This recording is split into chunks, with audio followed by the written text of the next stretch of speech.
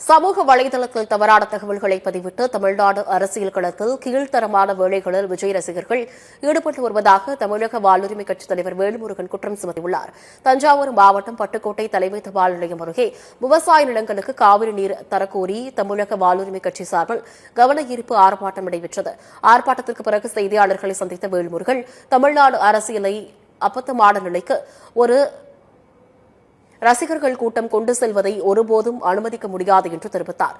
சர்ச்சைக்குரிய வகையில் எக்ஸ் தள பக்கத்தில் பதிவிட்ட ஆதவ் அர்ஜுனா பின்னர் அதனை எதிர்கொள்ள திராணியற்று நீக்கம் செய்ததாகவும் சாடியுள்ளார். அப்படி போட்டுட்டு அடுத்த நிமிஷமே அதை எதிர்கொள்வதற்கு அதால் வருகின்ற பக்க விளைவுகளை பிரச்சனைகளை எதிர்கொள்வதற்கு திராணியற்று அடுத்த சில நிமிடங்களில் அந்த பதிவை நீக்கியிருக்கிறார். இதுதான் இவர்களுடைய வீரம்.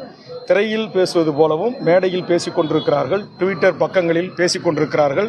அதனுடைய பின் விளைவுகளை அறியாத ஒரு ரசிக மனப்பான்மையோடு தான் அங்கு அனைவரும் இருக்கிறார்கள் என்பதற்கு இதுவே ஒரு எடுத்துக்காட்டு, ஒரு உதாரணம்.